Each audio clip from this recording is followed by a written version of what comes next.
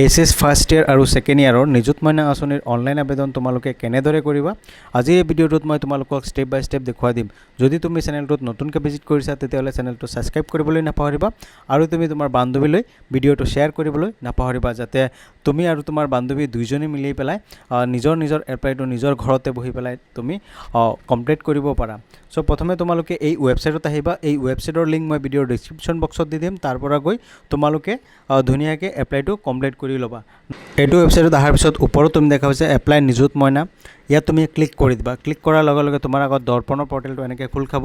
ইয়াত তোমাৰ ৰেজিষ্টাৰ কৰা মোবাইল নাম্বাৰ যিটো আছিলে সেই মোবাইল নাম্বাৰটো দিবা। তাৰপিছত তোমাৰ ডেট অফ বাৰ্থ মাৰিবা। তাৰপিছত তুমি 6 ডিজিট পিন মাৰিবা। ঠিক আছে, যদি তুমি 6 ডিজিট পিন নাজানা তেতিয়াহ'লে তুমি ফৰগেট কৰিব পাৰা, আৰু যদি তুমি জানা তেতিয়াহ'লে তুমি 6 ডিজিট পিনটো মাৰিবা আৰু লগ ইন কৰি ল'বা। ঠিক আছে, আৰু যদি তোমালোকে ফৰগেট কৰিব নোৱাৰা মোক কমেণ্টত জনাবা। মই নেক্সট আৰু এটা ভিডিঅ' বনাই তোমালোকক দেখুৱাই দিম যে তোমালোকে ফৰগেট কেনেকৈ মাৰিবা আৰু তোমাৰ পিনটো তুমি নিজে জেনেৰেট কেনেকৈ কৰিবা। ঠিক আছে, তাৰপিছত তুমি কি কৰিবা, তোমাৰ 6 ডিজিট পিন মাৰিবা আৰু লগ ইন অপশ্যন যিটো দেখা পাইছে ইয়াত তুমি ক্লিক কৰি দিবা। ঠিক আছে, লগ ইন এজ ষ্টুডেণ্ট এই অপশ্যনটো তুমি ক্লিক কৰি দিবা। ক্লিক কৰি দিয়াৰ লগে লগে তোমাৰ আগত এনেকুৱা অপশ্যনটো খোল খাই যাব। ঠিক আছে, ওপৰত তুমি দেখা পাইছা নিউ বুলি আহি আছে এপ্লাই নিযুত মইনা আঁচনি স্কিম, এইটো অপশ্যনত তুমি ক্লিক কৰি দিবা। ক্লিক কৰি দিয়াৰ লগে লগে তোমাৰ আগত নেক্সট এনেকুৱা তোমাৰ ফৰ্মটো খোল খাই যাব। ঠিক আছে, ইয়াত তোমাৰ নাম, তোমাৰ ডেট অফ বাৰ্থ, তোমাৰ দেউতাকৰ নাম, তোমাৰ মাকৰ নাম, ঠিক আছে, তোমাৰ ৰিলিজিয়ন, তোমাৰ কি ৰিলিজিয়ন হয় তুমি দিবা, চিলেক্ট কৰিবা। তাৰপিছত তুমি মেৰিটেল ষ্টেটাছটো দিবা, আনমেৰিড বুলি দিবা। তাৰপিছত তোমাৰ আধাৰ নাম্বাৰটো ভেৰিফাই কৰিব লাগিব। ঠিক আছে, ভেৰিফাই আধাৰ নাম্বাৰ তুমি ক্লিক কৰিবা। ক্লিক কৰাৰ লগে লগে তোমাৰ মোবাইলত এটা OTP যাব। কেতিয়াবা OTP যাওঁতে অলপ টাইম লাগে, তোমালোকে অলপ ৱেইট কৰিবা আৰু তোমালোকে বাৰ বাৰ ট্ৰাই কৰি থাকিবা। ঠিক আছে, ইয়াত তোমাৰ মোবাইলত যিটো OTP আহিব সেই OTPটো তুমি ধুনীয়াকৈ ইয়াত ফিল কৰিব লাগিব। তুমি ধুনীয়াকৈ OTPটো ফিল কৰিবা আৰু ভেৰিফাই OTPত ক্লিক কৰিবা। তাৰপিছত চাবা কেতিয়াবা ছামথিং ৱেণ্ট টু ৰং এনেকৈ আহি থাকে, তোমালোকে ৱেইট কৰিবা। তাৰপিছত 2-3 বাৰ মাৰাৰ পিছত তোমাৰ OTPটো ভেৰিফাই হৈ যাব। তাৰপিছত তুমি অ'কেত ক্লিক কৰি দিবা। অ'কেত ক্লিক কৰাৰ পিছত তুমি স্ক্ৰল ডাউন কৰি তলত আহিবা, কমিউনিকেশ্যন এড্ৰেছ ডিটেইলছ। ঠিক আছে, ইয়াত তোমাৰ তুমি অসমৰ পাৰ্মানেণ্ট ৰেচিডেণ্ট হয়নে নাই ইয়াত য়েছ দিবা।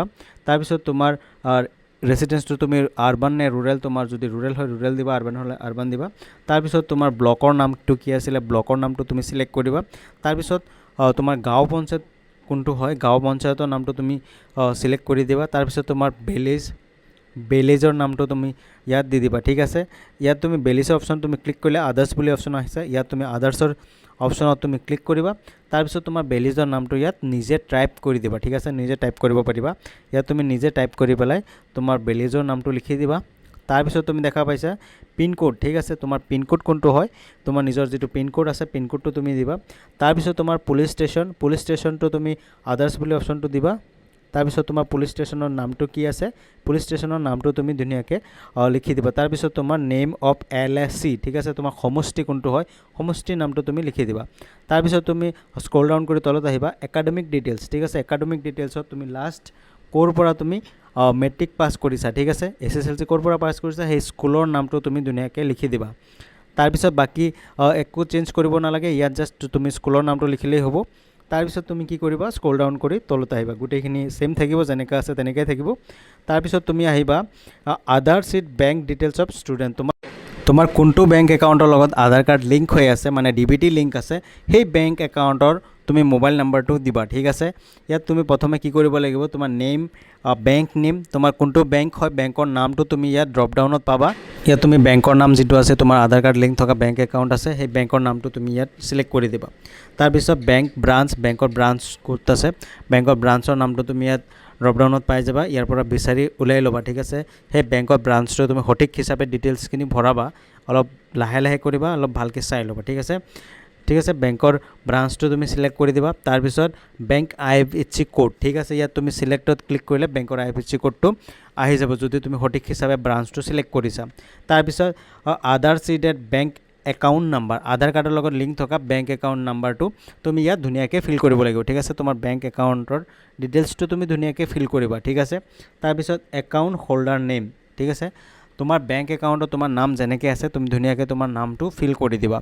ঠিক আছে, তাৰপিছত তোমাৰ বেংক একাউণ্টটো আপলোড কৰিব লাগিব। ঠিক আছে, বেংক একাউণ্টটো আপলোড কৰিব লাগিব, মিনিমাম ফাইল সাইজটো তোমাৰ 1 MB হ'ব লাগিব। ঠিক আছে, ইয়াত তুমি JPG ফৰ্মেটত আপলোড কৰিব লাগিব। আপলোড কৰাৰ পিছত তুমি proceed preview and proceed option তুমি ক্লিক কৰিবা, প্ৰিভিউ ফৰ্মটো ওলাই যাব, ধুনীয়াকৈ এবাৰ চাই ল'বা, ঠিক আছে। তাৰপিছত তুমি স্ক্ৰল ডাউন কৰি তলত আহিবা আৰু ইয়াত ডিক্লেৰেশ্যন বাই দ্য ষ্টুডেণ্ট অপশ্যনত তুমি ডিক্লেৰেশ্যনত ক্লিক কৰিবা আৰু ছাবমিট অপশ্যনত ক্লিক কৰি দিবা।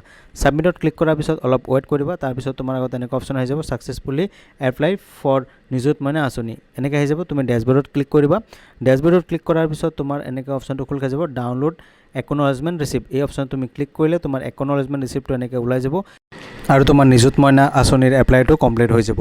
এই ৰিচিপ্টটো তুমি ডাউনলোড কৰি ৰাখি দিবা মোবাইলত আৰু কোনোবা কম্পিউটাৰ দোকানৰ পৰা তুমি প্ৰিণ্ট আউট ওলাই পেলাই কলেজত তুমি জমা দিলেই হৈ যাব, ঠিক আছে। আজিৰ এই ভিডিঅ'টো এইখিনি আছে। যদি তোমালোকে ভিডিঅ'টো চাই ভাল পাইছা তেতিয়াহ'লে লাইক, কমেণ্ট, শ্বেয়াৰ আৰু ছাবস্ক্ৰাইব কৰিবলৈ নাপাহৰিবা।